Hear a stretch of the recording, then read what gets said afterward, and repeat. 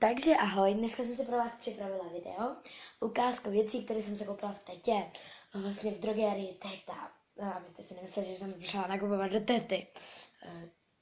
To znělo divně. A to je jedno, takže mám to, jako celkem to není málo. No a něco mi zapadlo. Co prdele?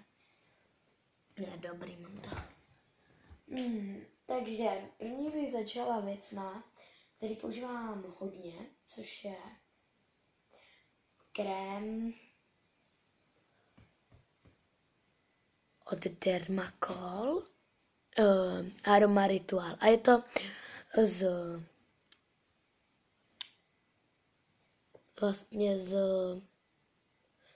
je to antistresové tělové mléko, antistresové mléko. A je to hrozný s limetkou. Je to úplně super. Má to takovou dofialovou baru. No, nevím. Ale já tam mám prostě, je to fialová. A co jsem rovna teď?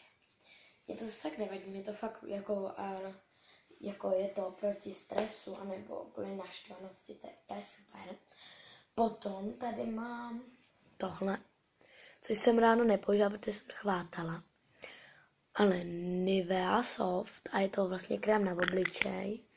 Není to proti vrázkám, je to prostě na pupínky. A já pupínky teda zatím nemám, ale používám to, aby se mi neobjevily. Potom tady mám, ještě bych jednu. Ořizovala jsem si to před týdnem a teď jsem si našla čas. Takže to bude trošičku už vypotřebovaný, jo. Už je to jeden víkend, takže už jsem to vypotřebovala trošičku. Takže tady možná uvidíte, že jsem to několikrát použila.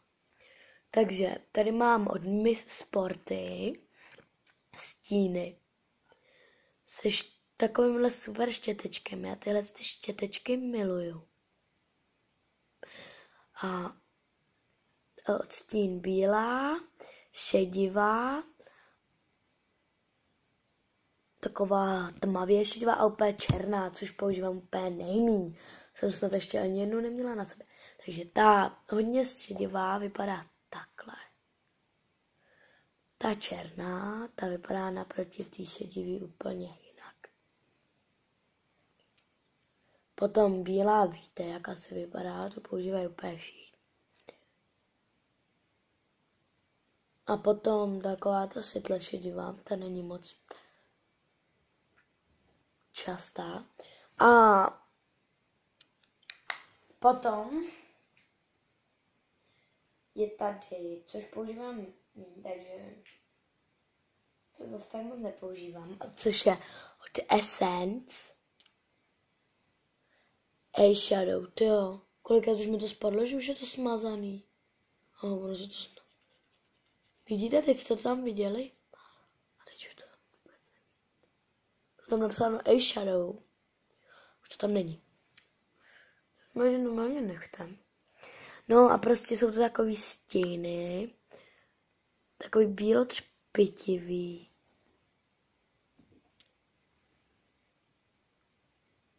Takovýhle. A potom, což používám taky hodně, což je rtěnka od Babyliss. A ta má odstín takovýhle.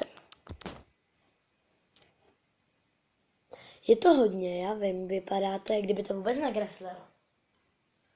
No a potom, což nepoužívám teď moc, protože se s tím teď naučuju pracovat, což je takováhle tuška od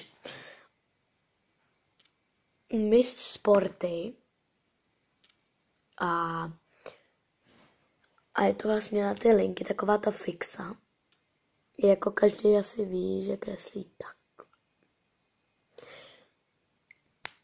A potom tady mám poslední, co jsem tam koupila. Řasenku také od Miss Sporty. Miluju Miss Sporty. Už jsem si to dlouho nekoupila, tak jsem to zkusila, co tam budu mít. Měl tam tuhle řasenku s takovýmhle štětečkem suprovým. Přesně na mý řasy. A to je všechno, takže mám to teď všechno. Takže jsem vám to teď všechno ukázala a čau.